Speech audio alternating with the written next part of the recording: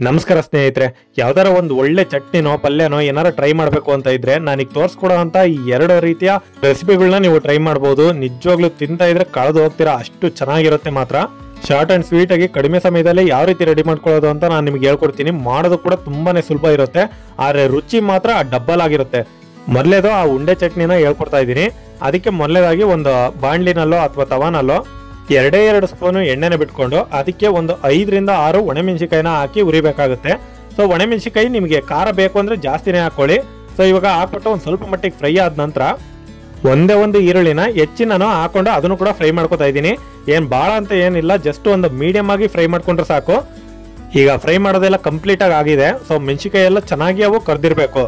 ಈಗ ಫ್ರೈ ಆದ ನಂತರ ಸ್ವಲ್ಪ ತಣ್ಣಗಾಗೋವರೆಗೂ ಬಿಟ್ಟು, ತಣ್ಣಗಾದ್ಮೇಲೆ ಈಗ ಒಂದು ಜಾರಿಗೆ ಅದನ್ನ ಹಾಕೋತಾ ಇದ್ದೀನಿ, ಫ್ರೈ ಮಾಡಿರೋ ಈರುಳ್ಳಿ ಮತ್ತೆ ಮೆಣಸಿಕಾಯಿನ. ಈಗ ಬೇರೆ ಪದಾರ್ಥ ಹಾಕೋಕ್ಕೂ ಮುಂಚೆ ಫಸ್ಟ್ ಇದನ್ನ ಫೈನ್ ಆಗಿ ರುಬ್ಕೊಳ್ಳೋಣ. ಮೆಣಸಿಕಾಯಿ ಗಾಢ ನುರಿಯಲ್ಲ, ಅದಕ್ಕೋಸ್ಕರ ಫಸ್ಟೇ ಅದನ್ನ ಪುಡಿ ಮಾಡ್ಕೊಳ್ಳೋಣ. ಸೊ ಇವಾಗ ಚೆನ್ನಾಗಿ ಪುಡಿ ಆಗಿದೆ. ಇವಾಗ ನಂತರ ಬೇರೆ ಪದಾರ್ಥಗಳನ್ನ ಹಾಕೋಣ. ಒಂದು ಅರ್ಧ ಬೌಲು ಕೊಬ್ಬರಿ ತುರಿನ ಸೇರಿಸ್ತಾ ಇದ್ದೀನಿ. ಹಾಗೆ ಒಂದ್ ಸ್ವಲ್ಪ ಶುಂಠಿನೂ ಕೂಡ ಹಾಕ್ತಾ ಇದ್ದೀನಿ, 1 ಇಂಚಷ್ಟು. ಸ್ವಲ್ಪ ಕರಿಬೇವುಗಳನ್ನ ಸೇರಿಸಿ ರುಚಿಗೆ ತಕ್ಕಷ್ಟು ಒಂದು 1/4 ಚಮಚದಷ್ಟು ಉಪ್ಪನ್ನ ಹಾಕ್ಬಿಟ್ಟು ನೀಟಾಗಿ ಒಂದ್ ಹನಿನೂ ನೀರಿಲ್ದಂಗೆ ನೀವು ರುಬ್ಕೋಬೇಕಾಗುತ್ತೆ. ಸೊ ಇಷ್ಟೇ, ಚಟ್ನಿನೇ ಮುಗ್ದೋತು. ನಂಬ್ತೀರಾ ಏನಾರ? ಸೊ ಇಲ್ಲಿಗೆ ಚಟ್ನಿ ಆಯ್ತು ಅಂತಾನೆ ಅನ್ಕೊಳ್ಳಿ. 2 ನಿಮಿಷದಲ್ಲಿ ಮಾಡುವಂತ ಈ ಚಟ್ನಿ ರೆಸಿಪಿ ನಾನು ಟೈಟಲ್ ಅಲ್ಲಿ ಸುಮ್ನೆ ಹಾಕಿರಲ್ರಿ 2 ನಿಮಿಷ 5 ನಿಮಿಷ ಅಂತ ಹೇಳಿ 7 ನಿಮಿಷ ವಿಡಿಯೋ ಮಾಡಿರ್ತಾರೆ. ಸೊ ನಾನು 2 ನಿಮಿಷದಲ್ಲೇ ಮುಗಿಸ್ತಾ ಇದ್ದೀನಿ. ಈ ಚಟ್ನಿ ಕರೆಕ್ಟ್ ಆಗಿ ಬರಬೇಕು ಅಂದ್ರೆ ಒಂದ್ ಹನಿನೂ ನೀರ್ ಹಾಕ್ಬಾರ್ದು. ನೋಡ್ತಾ ಇರಬಹುದು, ಈಗ ನಮಗೆ ಇದು ಉಂಡೆ ಕಟ್ಟೋದಕ್ಕೆ ತುಂಬಾನೇ ಹೆಲ್ಪ್ ಆಗುತ್ತೆ. ಈ ರೀತಿ ನೀರಾಗಿ ಇರ್ಲಿಲ್ಲ ಅಂತಂದ್ರೆ, ಗಟ್ಟಿ ಇದ್ರೆ, ಉಂಡೆ ಕಟ್ಟಕ್ ಬರ್ಲಿಲ್ಲ ಅಂದ್ರೆ ಸ್ಪೀಡ್ ಆಗಿ ತೋರಿಸ್ತೀನಿ, ನೋಡ್ಕೊಳ್ಳಿ ಒಂದ್ಸಲ. ಅನ್ನ ಚಪಾತಿ ಯಾವ್ದ್ರ ಜೊತೆ ಬೇಕಾದ್ರೂ ನೀವೀಗ ಕಾಂಬಿನೇಷನ್ ಆಗಿ ಉಪಯೋಗಿಸ್ಕೋಬಹುದು, ತುಂಬಾನೇ ರುಚಿಯಾಗಿರುತ್ತೆ. ಸೊ ಇದನ್ನ ಆರಾಮಾಗಿ ನೀವು ಮಾಡ್ಕೋಬಹುದು. ಒಂದು 2 ರಿಂದ 3 ಅಂತೂ ಊಟ ಮಾಡಬಹುದು ಇಷ್ಟರಲ್ಲಿ. ಸೊ ಇವಾಗ ಮಾಡಿದೀನಿ, ನಿಜವಾಗ್ಲೂ ಇಷ್ಟ ಆಗಿದ್ರೆ ಒಂದು ಲೈಕ್ ಕೊಡಿ ಇವಾಗ್ಲೇ. ಈಗ ತಡ ಮಾಡ್ದೇನೆ ನೆಕ್ಸ್ಟ್ ರೆಸಿಪಿಗೆ ಹೋಗೋಣ. ಇದು ಕೂಡ 5 ನಿಮಿಷದಲ್ಲಿ ಕಣ್ಣು ತೆಗೆಯೋದ್ರಾಗೆ ರೆಡಿ ಆಗೋಗ್ಬಿಡುತ್ತೆ. ಈಗ ಒಂದು 10 ರಿಂದ 12 ಬೆಳ್ಳುಳ್ಳಿಗಳನ್ನ ಹಾಕೊಂಡಿದ್ದೀನಿ. ಹಾಗೆ ಒಂದು ಹೆಚ್ಚಿದ ಈರುಳ್ಳಿನ ಹಾಕೋತಾ ಇದ್ದೀನಿ.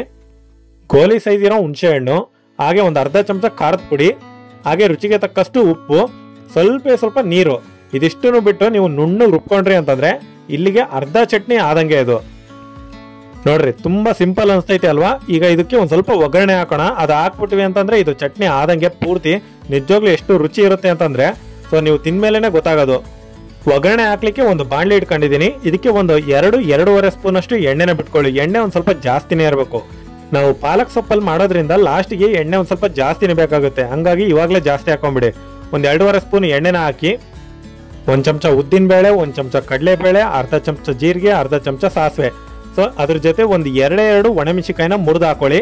ಹಾಗೆ ಒಂದು 5 ಬೆಳ್ಳುಳ್ಳಿನ ಜಜ್ಜಿಬಿಟ್ಟು ಹಾಕಿ ಈಗ ಒಂದ್ ಸ್ವಲ್ಪ ಮಟ್ಟಿಗೆ ಫ್ರೈ ಮಾಡ್ಕೊಳ್ಳಿ, ಸ್ವಲ್ಪ ಎಲ್ಲ ಹಸಿ ವಾಸನೆ ಹೋಗೋವರೆಗೂ. ಈಗ ಕರಿಬೇವನ್ನ ಹಾಕ್ಬಿಟ್ಟು ಅದನ್ನೊಂದು ಸ್ವಲ್ಪ ಗೋರಾಡ್ಬಿಟ್ರೆ ಒಂದ್ ಸ್ವಲ್ಪ ಮಟ್ಟಿಗೆ ಒಗ್ಗರಣೆ ರೆಡಿ ಆಯ್ತು ಅಂತಾನೆ.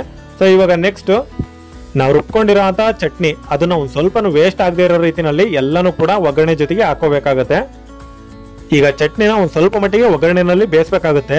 ನಿಜವಾಗ್ಲೂ ಯಾವ್ದಾರ ಒಬ್ರು ಬಾಯಿ ಕೆಟ್ಟಿರೋರಿಗೆ ಇದೇನಾದ್ರು ಕೊಟ್ಬಿಟ್ರೆ ಚಪ್ಪರ್ಸ್ಕೊಂಡು ಹೊಡಿತಾರ ನೋಡ್ರಿ, ಪಕ್ಕ ಹೇಳ್ತೀನಿ. ಅದ್ರ ಜೊತೆಗೆ ಈಗ ನಾವೇನಾರು ಪಾಲಕ್ ಸೊಪ್ಪನ್ನು ಕೂಡ ಒಂದ್ ಸ್ವಲ್ಪ ಆಡ್ ಮಾಡಿದ್ರೆ ನಿಜವಾಗ್ಲೂ ಫಿದಾನೇ ಆಗೋಗ್ತಾರೆ. ಈಗ ಒಂದು 4 ರಿಂದ 5 ಪಾಲಕ್ ಎಲೆಗಳನ್ನ ಈ ರೀತಿ ಸಣ್ಣ ಕಟ್ ಮಾಡಿ ಹಾಕ್ತಾ ಇದೀನಿ. ಕಲರ್ಗೋಸ್ಕರ ಒಂದ್ ಚೂರು ಅರಿಶಿನ, ಹಾಗೆ ರುಚಿಗೆ ಉಪ್ಪು ಹಾಕ್ಬಿಟ್ಟು ಒಂದ್ ಚೆನ್ನಾಗಿ ಗುರಾಡ್ಬಿಟ್ರೆ ನೀವು ಒಂದ್ 2 ನಿಮಿಷ, ಇದು ಜಾಸ್ತಿ ಹೊತ್ತೇನು ಬೇಯಿಸೋ ಅವಶ್ಯಕತೆ ಇರೋದಿಲ್ಲ.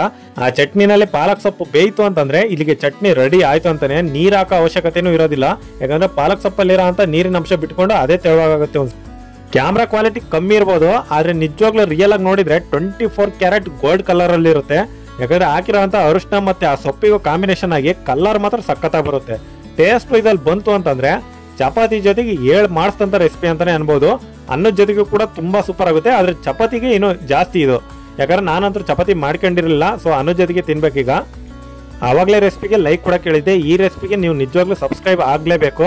ಸೊ ಭಾನುವಾರದ ರೆಸಿಪಿ ಅಂತ ಇಟ್ಕೊಂಡು ನಾನು ಒಳ್ಳೊಳ್ಳೆ ಮಾಡಿ ಹಾಕ್ಲಿದ್ರೆ ಹೆಂಗೆ? ಸೊ ನಿಮಗೆಲ್ಲ ಇದು ಈಸಿ ಅನ್ಸಿದ್ರೆ ನನ್ನ ಚಾನಲ್ಗೆ ಸಬ್ಸ್ಕ್ರೈಬ್ ಆಗಿ ಸಪೋರ್ಟ್ ಮಾಡ್ತಾ ಇರಿ. ಸೊ ಕ್ಯಾಮ್ರಾ ಕ್ವಾಲಿಟಿನ ಇನ್ನೂ ಜಾಸ್ತಿ ಮಾಡ್ಕೋಬೇಕು ಅಂದ್ರೆ ನಿಮ್ ಸಪೋರ್ಟ್ ಇರಲೇಬೇಕು. ಇನ್ಮೇಲೆ ಹಿಂಗೆ ಚೆನ್ನಾಗಿರೋ ಅಂತ ರೆಸಿಪಿಗಳು ನಿಮ್ಗೆ ಗೊತ್ತಿರಬಾರ್ದು, ಅಂತ ರೆಸಿಪಿಗಳನ್ನ ನಾನು ಟ್ರೈ ಮಾಡಿ ತೋರಿಸ್ತೀನಿ.